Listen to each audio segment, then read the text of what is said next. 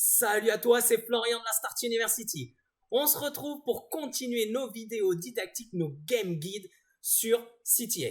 Et aujourd'hui, on va s'attaquer à un point très intéressant et surtout très utile puisque ça va être la base de CTA, c'est la création de decks. Donc dans la première partie de la vidéo, on va parler des cartes en elles-mêmes, qu'est-ce qu'on regarde plus ou moins sur une carte pour créer son deck, et puis simplement comment on crée son deck au niveau de l'interface, les petites fonctionnalités. Et dans la deuxième partie, ici, le but du jeu aujourd'hui, c'est de comprendre le raisonnement qu'on met derrière la création d'un deck. Alors, je ne vais pas te proposer de deck tout fait, en tout cas pas dans cette vidéo. Il y en aura une qui sera prévue dans le futur. On a encore pas mal de tests à faire pour que voilà, ça soit sympa, puis aussi des retours d'autres joueurs qu'on aimerait avoir.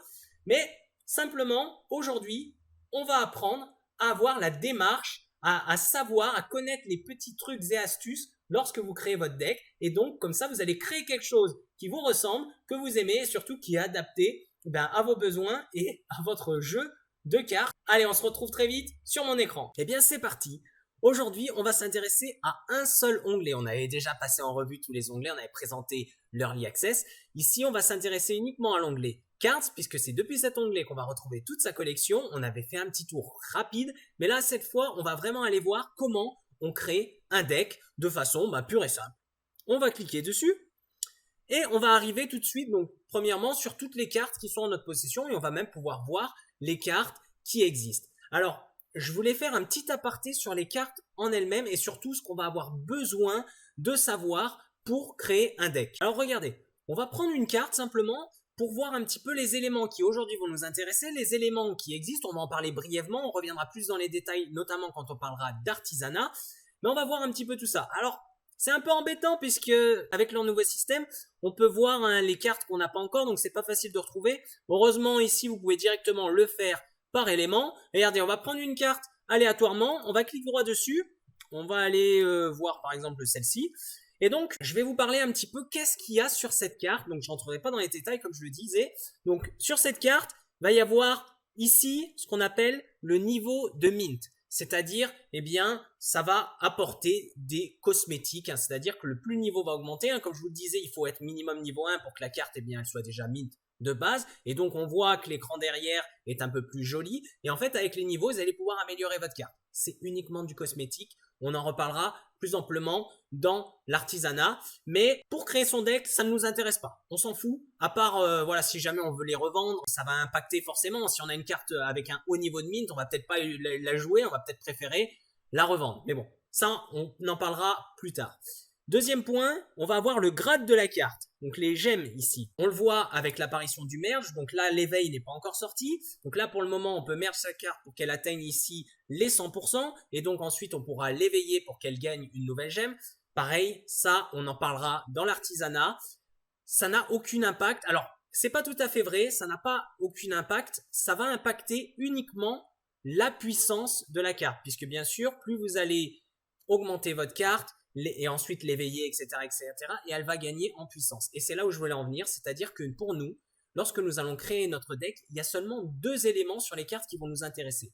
C'est la puissance, donc ici par exemple, sa puissance est de 540, et son élément, tout simplement. Pourquoi? Puisque à l'heure actuelle, les decks, la création de decks, le gameplay en lui-même et surtout les rewards qui sont associés au deck et à vos victoires ne dépendent pas de la qualité, ne dépendent pas de l'éveil. Voilà, il n'y a aucune dépendance. Pour le moment, c'est purement de la collection et l'éveil, c'est purement pour pouvoir augmenter la puissance de la carte. Donc quand on va créer notre deck, les seules choses qui nous intéressent, comme je leur dis, éléments et la puissance de la carte. Et un dernier petit point, on peut voir que chaque carte, elle va avoir un contour coloré.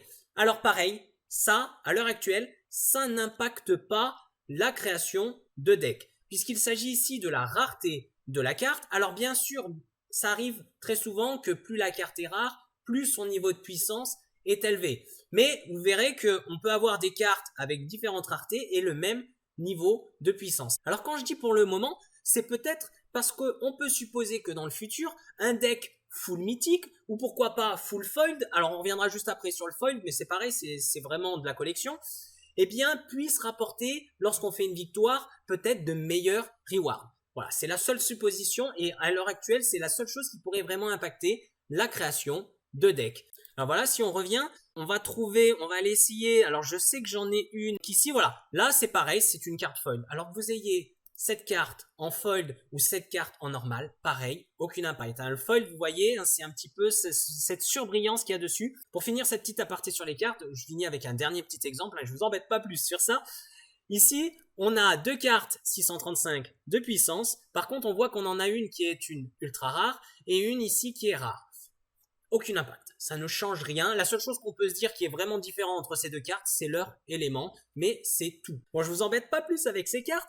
On va voir vraiment ce qui nous intéresse maintenant, c'est comment créer notre deck. Donc regardez ici, vous avez des petits onglets. Donc là, l'onglet cartes, c'est celui où on voit toutes ces cartes. L'onglet attaque spéciale, je vous renvoie à la vidéo Game Guide sur les attaques spéciales et les leaders. On en reparlera là brièvement juste quand on va créer notre deck. C'est pas ce qui nous intéresse. Nous, ce qui va nous intéresser, c'est de cliquer ici sur cet onglet deck. Et c'est ici que vous allez pouvoir retrouver vos decks. Alors pour le moment, il n'y a que 4 emplacements. À l'open beta, il y avait plus d'emplacements. Alors je ne sais pas si ce sera possible de gagner, d'en débloquer. On verra bien.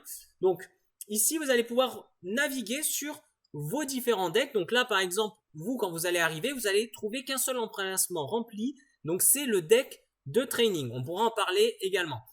À chaque fois, vous avez la possibilité aussi simple de supprimer votre deck. Ça, c'est très simple.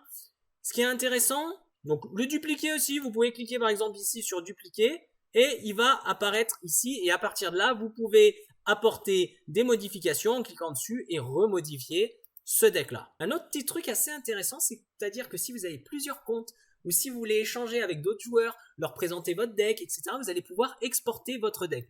Pour exporter le deck, c'est super simple, enfin, plus ou moins, vous avez vu, c'est toute une série de lettres et de chiffres. Vous le copiez et vous l'envoyez à votre collègue ou vous l'envoyez sur votre autre compte. Alors bien sûr, il faudrait que vous ayez à peu près les mêmes cartes. Alors sur du long terme, bien sûr, vous allez avoir la plupart des cartes qui seront identiques. Bien sûr, après, il va y avoir le niveau d'éveil qui risque de poser souci. Et ensuite, par exemple ici, il vous suffit par exemple d'importer. Donc là, je vais coller le code que j'avais, je vais réimporter le deck. Et voilà, et donc là, on se retrouve avec le même deck que j'ai exporté juste avant. Maintenant, ce qui nous intéresse vraiment, c'est comment qu'on crée notre deck. Simplement, ici, on a un emplacement de livre, on clique dessus, et là, on va créer notre deck. Et ce qu'il va falloir retenir, c'est que chaque deck déjà est composé de 20 cartes. Vous devrez choisir une attaque spéciale. Très important, c'est que la puissance combinée de toutes vos cartes ne doit pas dépasser la puissance de 10 000. Donc, chaque deck aura une puissance maximum de 10 000.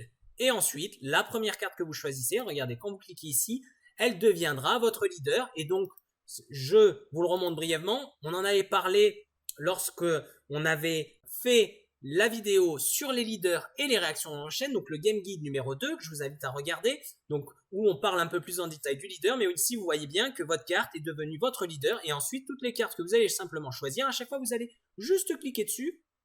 Et puis, vous allez mettre la carte que vous souhaitez, ici confirmer à chaque fois. Alors là, je suis en train de remplir mon deck un petit peu aléatoirement. On parlera juste après des tips et astuces, mais c'est pour montrer des petites choses intéressantes. C'est-à-dire que les cartes terrain, elles vont être intéressantes aussi pour pouvoir combler ces 10 000, puisque les cartes terrain vont être des cartes qui ont un score de puissance beaucoup plus faible. Donc ici, seulement 300 pour les terrains à 50 et 440 de puissance pour les terrains à 120. Attention également, vous êtes limité à 2 terrains par deck. Imaginons que là, je veux rajouter un terrain. Voilà, petit message d'erreur. On a un nombre de terrains maximal. Alors, je vous disais que vous pouvez avoir au maximum 2 terrains. Vous pouvez ne pas avoir de terrain ou avoir un seul terrain. Par contre, c'est quelque chose que je ne vous conseille pas. Donc là, on va commencer à parler des trucs et astuces. Là, on y arrive juste là dans la prochaine partie. Mais juste pour faire un dernier petit point, vous n'êtes pas obligé. Le problème, c'est que vous allez devoir jouer avec énormément de cartes faibles. Et donc, forcément, pour équilibrer votre puissance, ça va être très compliqué. En général, je vous recommande au moins d'avoir un terrain. En général, on aura toujours 2 terrains dans chaque deck puisque c'est bien plus optimal pour avoir des cartes encore plus fortes. Et puis, pour finir le deck, ici, vous choisirez votre attaque spéciale. Voilà, comme je vous le disais, par exemple, ici, là, je suis dans le cas où j'ai pris trop de cartes fortes, pas assez de cartes faibles. Voilà, il faudra trouver l'équilibre puisque ici, je suis à 10 435 de puissance totale. Et du coup, je ne vais pas pouvoir sauvegarder mon deck. Il va falloir que je retire, par exemple, certaines grosses cartes pour les remplacer par simplement des plus faibles. Donc ça va être à vous de trouver l'équilibre. Allez, maintenant on va attaquer la partie, je pense, qui vous intéresse le plus. On va parler vraiment de la démarche que l'on doit avoir lorsqu'on crée son deck. Donc la première chose à définir lorsque vous allez créer votre deck, bah, c'est difficile déjà de trouver laquelle va être la première. Des gens vous diront il faut d'abord choisir votre leader.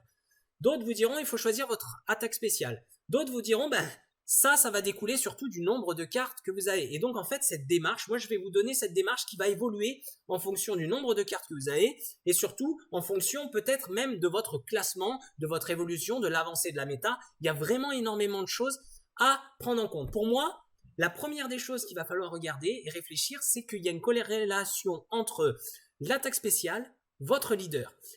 Ça, c'est la première des étapes lorsque vous arrivez et que vous n'avez pas beaucoup de cartes. Vous allez regarder vos cartes, vous allez voir, est-ce que j'ai une carte très très faible? Si j'ai une carte très très faible, ici par exemple, moi je commence à avoir plus de cartes, donc bien sûr que je vais avoir des cartes 450, 455, etc. Et bien là, je vais me dire, je vais partir sur un leader à faible valeur et je vais jouer le pouvoir, par exemple ici, je vais jouer le pouvoir miroir de puissance. Ça va être le seul cas, alors avec le reverse, mais le reverse pour le moment n'existe pas, je ne vois pas d'autres cas vraiment intéressants où on a un leader très faible. Pareil, je vous renvoie à la vidéo sur les attaques spéciales qu'on avait fait, les leaders et les pouvoirs, comme ça vous allez vraiment pouvoir retrouver détaillé, etc. Après, l'autre point, comment choisir votre leader, c'est que si vous choisissez un autre pouvoir que miroir de puissance, vous allez aller chercher, vous allez regarder laquelle de vos cartes est la plus puissante en termes de score. Et donc, ça va vous permettre à la fois de choisir l'élément principal de votre deck et également votre leader. Et bien sûr, ça c'est applicable pour tous les autres attaques spéciales. Encore plus, si vous jouez avec accumulation de puissance, quand on joue avec accumulation de puissance, là, la question ne se pose même pas. C'est soit je vais jouer une accumulation de puissance ténèbres, soit je vais jouer terre. D'accord? Si vous jouez les autres cartes, c'est possible aussi, mais vous perdez.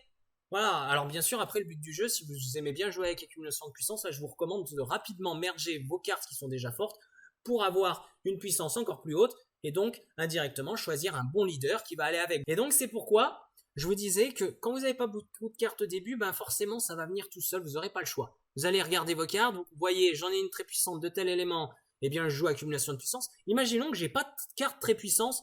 Franchement, en général, vous aurez toujours une carte assez faible avec la rotation et peut-être toujours une carte assez forte avec la rotation. Donc vous pourrez toujours vous permettre de jouer différents pouvoirs. Mais si, imaginons que vous n'ayez aucune carte qui soit très haute et que le jeu est sorti depuis longtemps, beaucoup de gens mergent leurs cartes, vous allez jouer miroir de puissance, vous allez sélectionner un leader très faible. Bien sûr, alors 455 ça passe, 450 c'est mieux. Moi, jusqu'à 460, ça peut aller. D'accord? Il n'y a pas de souci. Après, au-dessus, voilà. En fait, vous perdez 5 ou 10 de puissance en plus pour pas grand-chose. Là, par exemple, je peux jouer un miroir de puissance R, puisque, j'ai une carte 450 R. Une fois que vous avez beaucoup de cartes, c'est là que vous allez pouvoir vous dire, je vais choisir mon élément de mon deck principal de différentes façons. Et là, on va en dire tout de suite, on va parler un petit peu des éléments en soi, comment on va choisir l'élément de son leader lorsqu'on a beaucoup de choix possibles. Et pour choisir son élément dominant, donc je vous ai remis en gros l'heptagramme, je ne vais pas vous refaire toute la démarche de l'heptagramme, là pareil, je vous invite à regarder la vidéo Game Guide numéro 1 où on parle vraiment de l'heptagramme. Moi je vais vous dire, aujourd'hui vous avez du choix, imaginons que vous avez plusieurs cartes, le jeu est un petit peu avancé, vous allez donc choisir bien votre élément en fonction de diverses choses. Par exemple, imaginons que là on est dans leur lit, ce qui est le cas.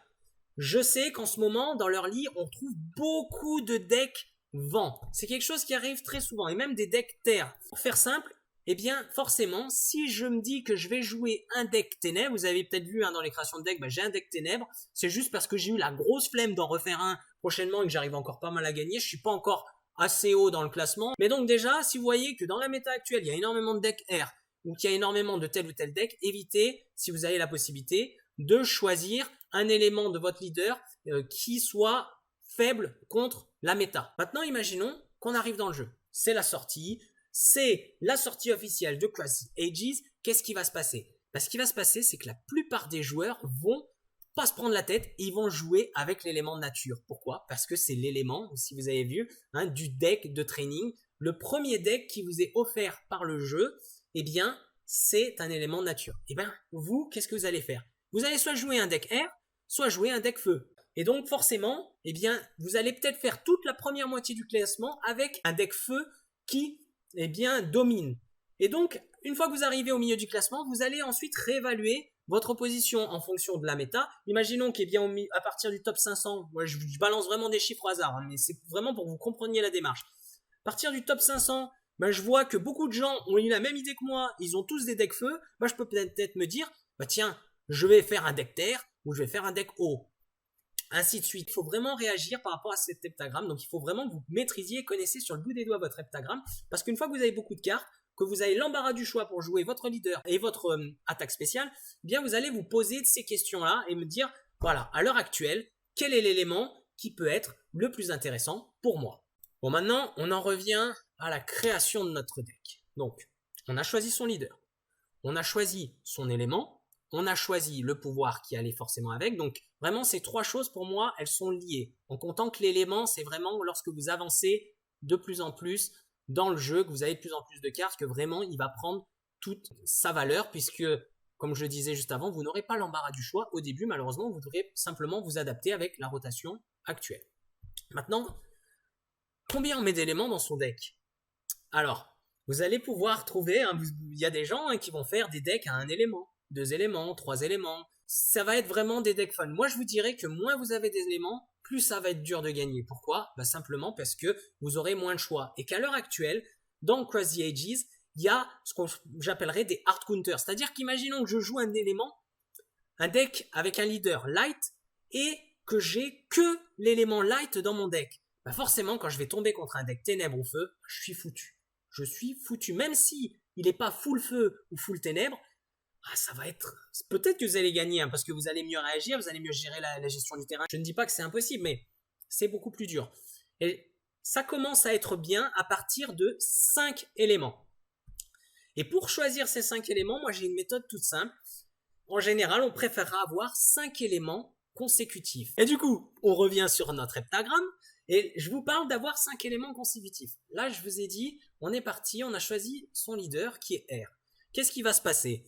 Eh bien, je vais cliquer dessus. Et là, je vais me dire, je vais prendre 5 éléments. Je vais prendre nature, terre, light et feu. Et là, on a bien 5 éléments qui se suivent. Alors, quel est l'intérêt d'avoir au moins 5 éléments? Attention, je ne dis pas que c'est le maximum. Hein. Je dis vraiment que à partir de 5 éléments, je trouve que c'est largement viable de monter assez loin dans le classement, même si avoir 6 ou 7 éléments vous donne un peu plus de polyvalence.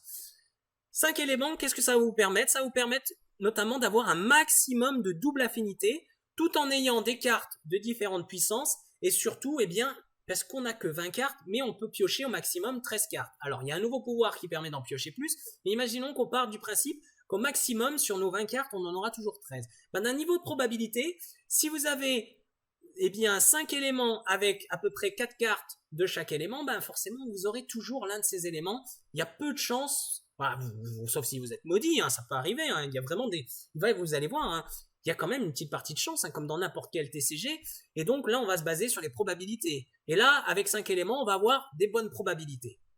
Maintenant, aujourd'hui, je vous dirais que 5 éléments, c'est top. Si vous pouvez aller chercher 6 ou 7 éléments, c'est encore mieux. Pourquoi ? Parce qu'à l'heure actuelle, dans la méta, et le jeu vient juste de sortir le merge, on n'a pas de cartes énormes.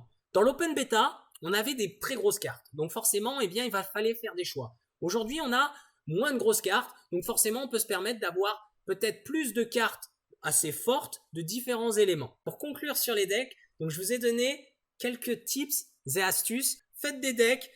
Essayez à chaque fois d'avoir les 10 000. Vraiment, pensez à toutes ces petites choses et essayez d'avoir un ou deux decks. Pas besoin d'en avoir 36 000, des decks, de le changer tout le temps. Essayez de vous habituer, de limit testing votre deck. Vous le testez. Des fois, vous allez vous faire défoncer. Des fois, vous allez gagner. Des fois, ça va être serré. Essayez d'apprendre à chaque partie que vous faites et essayez d'améliorer votre deck progressivement. Et de plus en plus, eh bien, vous allez grind le classement. Et puis, on finira par trouver les decks peut-être les plus optimaux pour gagner le plus rapidement possible, pour avoir plus de chances de gagner dans la méta actuelle, et donc forcément investir le moins de temps possible dans CTA et gagner un maximum de crypto-monnaies. Et bien c'est tout pour la vidéo aujourd'hui.